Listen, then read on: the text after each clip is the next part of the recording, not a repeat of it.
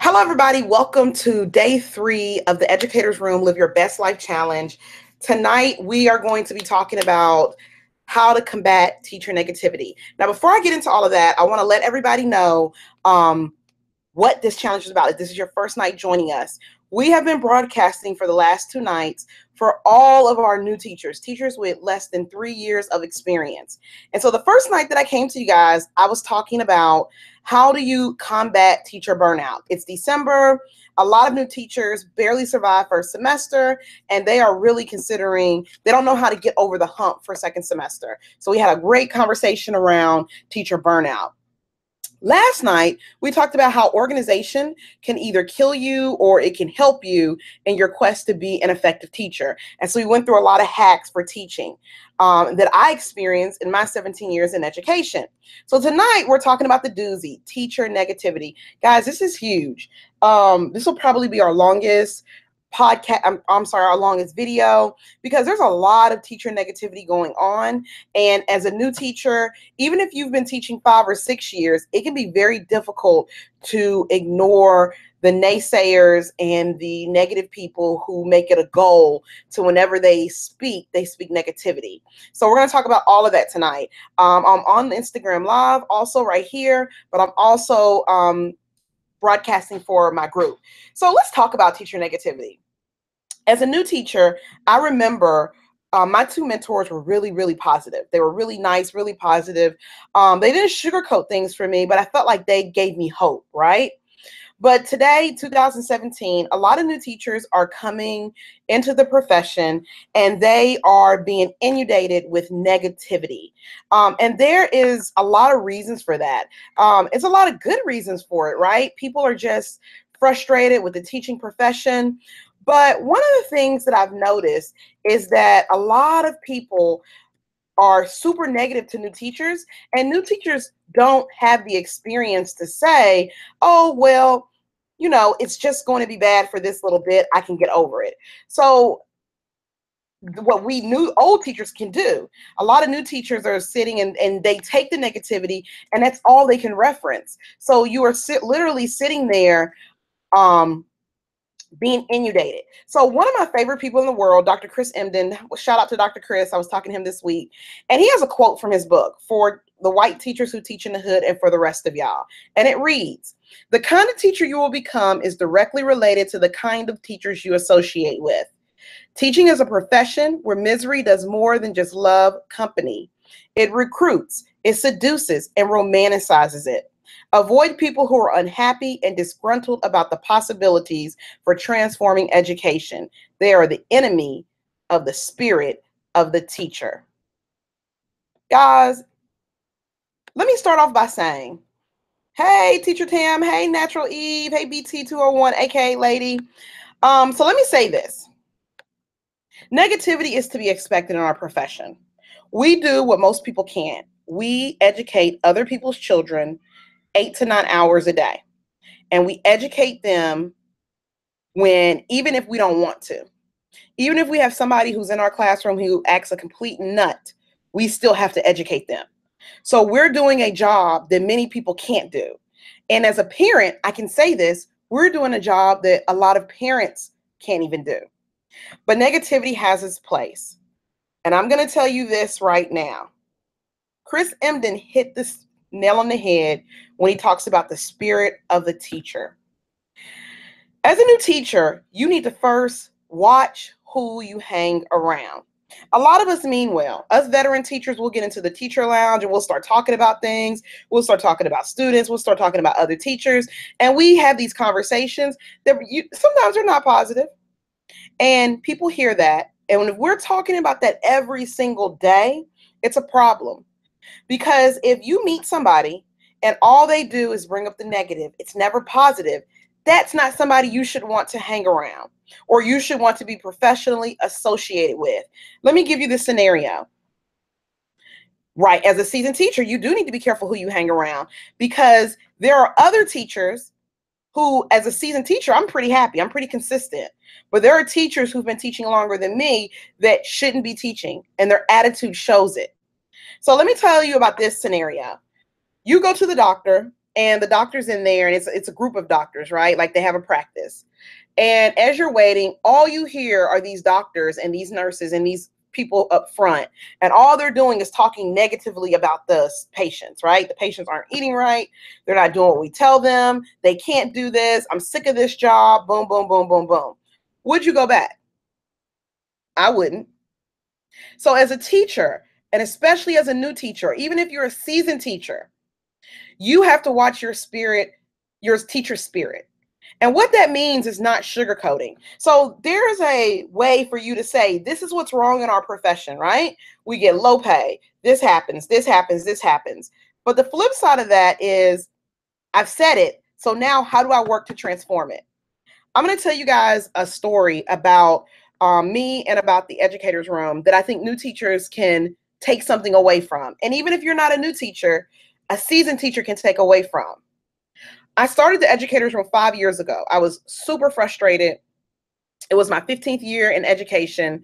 And I was just like, I'm done with this. Like, I really want to start a blog that kind of like talks about all of the things that happen in teaching.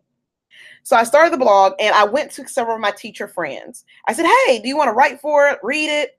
And many of them flat out told me no. They said, I don't have time. I don't want to read it. I don't want to do anything about that. And I was like, well, but we talk about this all the time. We talk about all the things that should be changed. Let's talk, now there's a form. And many of them were like, no, I don't want to do it. And they continued in their talking negatively about the profession. So I fast forwarded. 5 years later, we have a site where we have about 40 teacher writers, right? People all around the world write for our site. And this is not bragging. We've done really well. We've published books. We have a conference. We do all these things. And those same teachers are still having the same conversations about the profession. So the point that I'm saying is that if you wallow in negativity, you're going to be there 5, 6, 7 years later. Because when you're wallowing in negativity, when all you can talk about is what the kids can't do or what we can't do or our jobs are this bad, you can't even see past how to fix anything. And so you become a product of your environment. We talk a lot of times about the effects of poverty, but the effects of negativity are even worse. So for my new teachers who are watching this, and we're talking about teachers reclaiming your lives, right? Reclaiming your lives as a teacher. Being a teacher doesn't mean that you have to be negative all the time. Being a teacher doesn't mean you have to be unhappy. Being a teacher doesn't mean that you have to carry this chip on your shoulder. What it means is that we have to find positive ways to get around the negativity. So let me get to suggestion number 1. This is what works for me. In our chat, put what you did, what you think. But point number 1 would be, I really watch who I hang around with in the building. Right. It can affect new teachers and their thoughts on teaching, and they leave because they don't feel like there's a way out. So that goes to my point of, I watch who I associate with in the building. I love my fellow teachers, but I'm giving so much to my students that if I sit and wallow in the negativity, I wouldn't have anything to give them. And then I definitely wouldn't have anything to give my children at home or my husband at home. So the people that I consider a friend in the building are people that are with me on the positivity train. That doesn't mean that sometimes we don't shut the door and say, what in the world is going on? It doesn't mean sometimes we complain. We don't, but after the complaining, we say, okay, so what are we going to do to fix this? So I'm really like, somebody said I have 4 teachers in the building: admin, security, custodian, and the department member. Listen, you got to pick your friends. You pick people who are going to uplift you. And for new teachers, it is critical that you have somebody who uplifts you on a daily basis. My 2 mentors, I mentioned them last night and I mentioned them Monday night in the video. My 2 teachers who mentored me many, many moons ago, I could come in and I could complain to them. I could say, oh my God, I hate this. Like, oh, what do I do with this student? And they would listen to me. And then they would say, okay, so let's stop. This is happening. What are we going to do to fix it? And I needed that. That's how I lasted. I've been in 4 schools. I've been a teacher. I've been an instructional coach. I've been a content coordinator. I've been a curriculum specialist.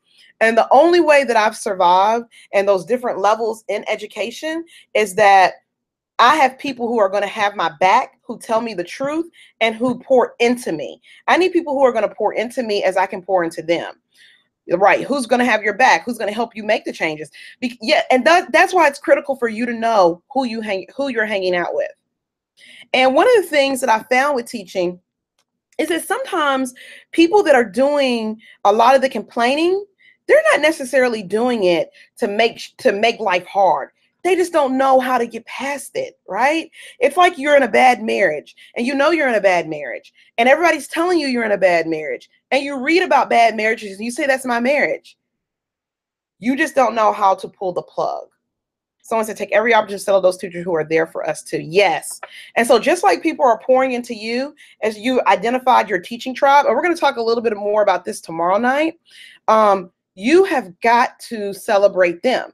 So there were days where I would, bring lunch, an extra sandwich and give it to one of my mentors. Or if I was going to stop at McDonald's for the 2-to-1 biscuit, I would bring it. I would write them a nice note. I'd have the kids bring them something. Like, you have to pour into people. Our jobs are so hard. I mean, I tell people all the time, a teacher makes more decisions in an hour than most professionals.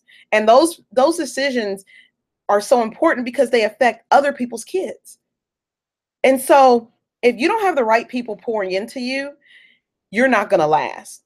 So when we talk about this, and that's one of the things that I wanted this to be the topic for new teachers, that new teachers need to know this. If you've been hanging out with, I want to say the wrong crowd, but if you've been hanging out with the negative Nancys all first semester, all last year, all the year before, you need to stop and you need to find some more people to hang out with.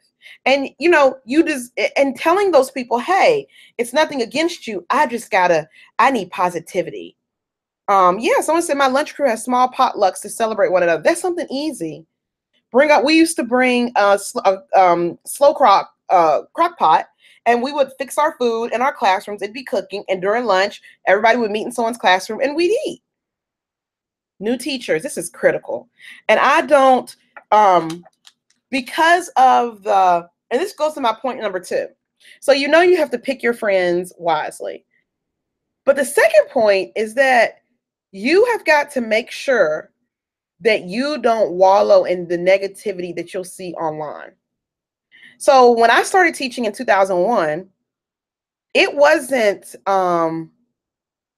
there was no Facebook. Like, I didn't use Facebook. There was no Instagram. There was no Twitter. And so I only had contact with people in my building or those other people. And so it's critical for us to online, if you see something super negative, maybe you shouldn't read that tonight. Maybe you should bookmark that and read that on another note. Maybe when you go online, instead of you going to Pinterest and you comparing your work with those of teachers who've been doing it for years, or maybe those teachers who don't have kids, or maybe those teachers who have a rich husband and they can sit and do all these things. Now, why don't you sit and find something that's going to work for you? And just like, yeah, AKA lady, hey, Sor, some people dwell in negativity. Some people dwell in it, and teachers need to be aware that the person you're going to hang with is right. It's outside your grade level or your building. It might be a colleague in another building who you guys are emailing throughout the day, texting throughout the day, just to give each other some backup. Everything I try to, because every time I read something negative about teaching, it leads me down the rabbit hole. Because I look at that article, then I look at the links, then I look at the comments, then I go to another article, and I've spent an hour and a half wallowing in negativity. As a new teacher, I didn't have time like that. I've got papers to grade. I got parents to call. I have my own children that I have to attend to. So what you should do is don't let social media consume you on what your classroom should look like. And also don't let it consume you with the negativity that is sometimes on there. Teaching is hard. I said about 5 times already. Teaching is hard, and we make it harder if we don't recognize the triggers for us, which is going to bring me to my next point about negativity. Teachers have a high rate of depression. A high rate of depression. And I didn't realize this until I did a podcast, and I'll link it. Guys, on my Instagram, I will link it on here, our podcast web address for you guys to go to. But I did a podcast with some of my writers, and the sheer amount of people who are on medication for depression while teaching is staggering. So I say that to say, you can't wallow in the negativity, and the strategy not to is to check your mental health. We all know, like in the winter, I can feel myself getting like, oh my God, like I just want to lay in the bed. I don't want to do anything. I have to check myself sometimes and say, you know what? I really think you need to get out and do this. I really think you need to do this. I really think you need, and you have to check yourself, because it's really easy to fall into a depression when you're battling everything you have to do at home as a wife or a sister or mother or whatever. And then the negativity that you're exposed to at school, the issues that your students are coming to school with. So it's really easy for you to get depressed. So you have to have something that triggers, it says, hey, I'm going in that dark hole, let me move out. And that goes to attending to your mental health. It's okay to go see a therapist. It's okay to go see a counselor. Guys, we get insurance for a reason. I can't tell you how many teachers that I've talked to who are going through things. They're going through all the stuff we go through at school, and then they have family issues they're going through. And I'm like, do you use your insurance? You can go see a therapist. And many of them are like, no, I would never do that. Our mental health is critical. It's critical. You're right. I focus on the present moment, hour by hour. Districts often they provide free services, like up to 6 or 8 visits. Guys, it's critical. I don't know. I see a therapist, and I've been teaching for 17 years. So if I've been teaching for 17 years and I've had all these different roles, and I've been through the ringer, I know what it's like. Nothing surprises me. You still need somebody with an objective ear who's going to tell you things that maybe your friends or your family will not. And so I find it critical for new teachers to know that they can go talk to somebody and know that it's okay if and when they do. This is a side note, but this is one of the reasons that last year we hosted a self-care conference. The amount of emails on the educators room, I was getting about 40 emails a day from teachers who were saying they were depressed. And a lot of it was about the negativity. They couldn't get out of the negativity. So I tell you guys this, you have to have a handle on your mental health. And that means, which goes to my next point, you need to take you some mental health days. And new teachers, if you don't know what this means, these are days that you take just to get your mind right. You're not sick, but these are personal days that you have that you take just for you to get your mind together. I hear a lot of teachers now saying, oh, I don't want to take any days. I want to keep all my days. And I tell them, why? Do you want to keep your days and sacrifice your mental health? That's right, natural. You take care of your family, yourselves first, family, then work, because the job will be there. That's going to bring me to my fourth point, those mental health days. I have a friend who, and she's actually presenting at the Teacher Self-Care Conference. She was an English teacher for about 10 years, and she was feeling sick. Like she was sick, but she was putting off going to the doctor. She said, she just wasn't feeling like herself. And so she said and it was such a hassle for her to miss work because the principal would just like be on them about missing days. So she said she didn't go to the doctor till May when they got out of school. Do you know that when she went to the doctor, she was diagnosed with stage 2 cancer, stage 2 breast cancer. And she said the stress of her job, along with the stress of not being able to go to the doctor, she said it compounded it.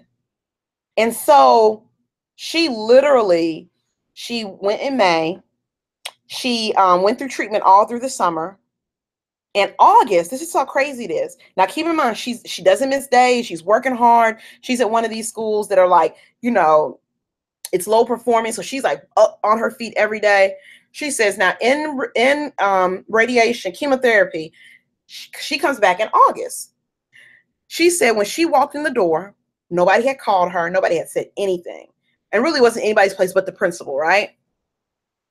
He calls her in and says, "You're being transferred. Get your stuff." And she got transferred to another school. And she said, "I was devastated because I had spent 10 years at this school. These were my babies." She left and went to the new school, and she said the new school welcomed her with open arms. She said they were understanding that she had to leave and go get chemo. She said they were understanding when she was sick, when she was throwing up. And I say this to say, you know, my grandmother used to say, God doesn't like ugly.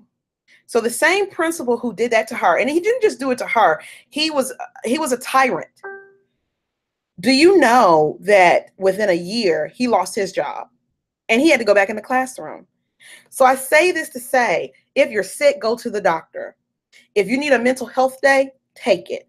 If something was, and she told me this, she said, "Friend, if I had passed away within a week, they would have replaced me."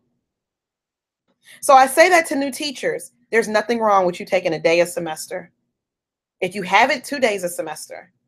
But in order to combat negativity, you need a day where you literally lay on your couch, watch Netflix, and pig out. Or you might want to go swimming, or you might want to go to the spa, or you might want to go get your hair done and your nails done. Whatever you do, take your time. Negativity is like a cancer. And one of the things that I've noticed is that people, once you get to a negative place, it's much harder to get out of that negative place than to stay in a positive place. And it doesn't mean that you have to be, positive Polly all the time. Like, oh, nothing's wrong, nothing's wrong, nothing's wrong. That's not what I'm saying. What I'm saying is that as a new teacher or any teacher, because even though this is geared towards new teachers, this is good advice for any teacher who's struggling. If you can complain, but you always have to come back to that positive spot. Okay, so what am I going to do? When I read Chris Emdin's book, and that quote we talked about at the beginning, we need people in the profession with our students who are going to help transform education. And you can't do that if all you think about is, I don't like my job. And so I encourage teachers who are thinking about leaving, leave. Leave for a year. Go do something else. Come back. Go back to school, because everybody needs a break. And if you don't take that break, whether it's in the summer, whether it's in the winter break, whether it's spring break, you're going to continue to be emotionally drained. The last thing I want to talk about when we talk about negativity is how we speak to one another as educators, how we respect one another as educators. As a new teacher, especially when I was an instructional coach, a lot of the work that I had to do was because and I say we as teachers, we didn't know how to talk to one another. And these same teachers many times didn't know how to talk to students. And so it was always a negative and always what they can't do. Or on the teacher side, it was other teachers throwing teachers under the bus, telling on them, and not telling on them on things that would hurt students, but telling on them like, did you know so-and-so was late? Or did you know so-and-so said this? And so I say that to say, part of combating negativity is understanding that your job is hard just like mine, and giving people grace. So new teachers, you're going to run into people who aren't nice. You're going to run into people who do not have your best interests, and you have to leave that for them to deal with. But for my older teachers who are in the building, we have to stop some of this foolishness that we see these new teachers going through, and that we know the people who are doing it. And we have to have those conversations and say, that's not cool. Because and it's a lot of teacher on teacher bullying. I remember as a new teacher, like you pay your dues, right? That's fine. But I've seen a turn in which teachers are purposely mean to other teachers. And for new teachers, it's especially devastating because they don't have the experience to know that this teacher may just be going through something, or this teacher may just not be in a good place. So we have to, it's critical for us to make sure that we speak out, that we say, it's not cool. I don't think you should do this. Or, have you thought about just being nice? Or, if you really have a problem with this person, say something to that person. One of the things that at one of the schools that I was at, they had a really big problem with new teachers getting talked about in front of students by other teachers. Like, oh, that person doesn't do this, that person doesn't do that, that person doesn't do this. And guys, it kills morale. It kills morale. And more importantly, as a new teacher, can you imagine, just like you're stressed out about all this other stuff, but then you get into a building and the adults are just as mean as the kids and also the parents. You know, parents will hone in on new teachers and they will bully them because they figure it's easier. So I say that to say a strategy would be new teachers, find that person that you can trust in the building that can teach you how to have they can have your back and can help you combat, whether it's a teacher, whether it's a student, whether it's a parent, they can combat that. For teachers who have been doing it for a while, like sometimes we just have to have adult conversations. Like, please listen, on a professional level, I don't think we want to talk about other adults in front of students. That's what I'm doing right now. Ames 1970, I'm telling you, I see it all the time. All the time. And, you know, when we talk about, because this whole series, you know, we're 5-day series. We're on day 3, right? Part of this series on teachers living their best lives is about having difficult conversations, not only with other people, with ourselves. So that means that you're listening to these videos, you're taking notes. And guys, if you don't have the workbooks, I will give you the work. I will send you the workbooks. I need you to leave your emails right here. I'll send you, we have a workbook and everything. You have to do the work within yourself, and you have to do the work with other people. You know, I watch Fix My Life, and Iyanla Vanzant will say, call a thing a thing. And if your life is being made miserable by other adults, you have the right to say, not in a confrontational way, hey, I didn't like it when this happened. Is there something that we should discuss? And also sitting down with yourself and saying, why does this bother me so much? What do I need to work on with myself? So it doesn't matter what this person says, I know it's not true. So, you know, these are things, as you're going through this series, our goal, my goal for this 5-day series is for us to do the work. Do the work of making things better in December, but also doing the work to make sure that people understand what is next when they hit the classroom in January. In less than a week, some of us are going back January 2nd.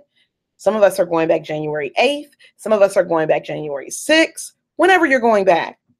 But we need to make sure that we do the work so that we can really live our best teaching life. Teaching wasn't meant to be, it's meant to be stressful, but teaching wasn't meant to be demoralizing. Teaching wasn't meant for people to have nervous breakdowns. And so the only way that you can get over that is that if you have a solid foundation. And so for my new teachers, for my teachers who've taught less than 3 years, less than 4 years, less than 5 years, whatever you've taught, these are just things that I learned in my roles. And it helped me. And so I feel like it's my duty to give it to you guys. And we have a really good thread going on Instagram Live with people and right here. And so everybody's saying, you know, yes, this has happened to me. Oh my God. So these are things that are really happening. So a couple of things before I get off. Tomorrow, we're going to discuss building your teacher tribe. We talked a little bit about it today, but we're going to talk about why you need a teacher BFF. I have a teacher BFF. And when I tell you she had my back, when I had to leave work early, or when a kid was giving me a particular problem, or just letting me know about the school and the kids and the principal, I have my teacher BFF, and we're friends to this day, even though we're not teaching in the same school. And so tomorrow night, we're going to talk about, how do you find your teacher tribe? Like, does your teacher tribe just appear? How do you find your teacher tribe? And then on Saturday night, we're talking next steps. So for all of my new teachers, if you go on my link in my Instagram, or if you go on the link on here in the show notes, there is a link that says the Learning Academy, or it'll be up in like the next 5 or 10 minutes. Click on there.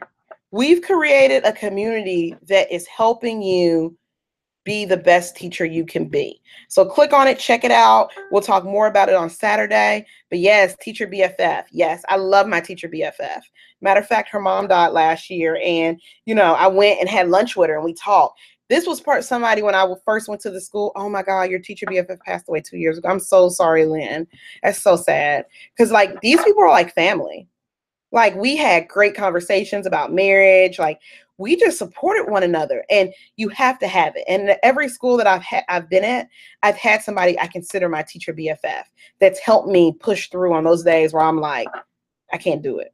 So what I want you guys to do, your homework tonight, I forgot about the homework last night. Your homework tonight is to put into action what we've talked here. How are you going to combat negativity? What are you going to do in January so that you don't live a semester full of negativity? Also, in our link, I'm going to put it here, I'm going to put it there. I need you, Find Your Magnolia. You exactly do. You have to. Our Learning Academy is for new teachers, really somebody with 3 years or under. But 5 years or under, it'll work too. If you click on the link in my Instagram profile or in my show notes, you can join. And thank you for joining us, because this has been a great, I mean, we've had such great comments. If you have any questions, leave them. I will answer them. Send us a DM, whatever you need to do. But remember, tomorrow night, we're talking about how do you find your teacher tribe. If you know any new teachers that need this, send it to them. Tell them to watch it. Tell them they need to be here. They need to come tomorrow. We will be going live at 9 o'clock tomorrow night. So be there or be square. Y'all have a great night.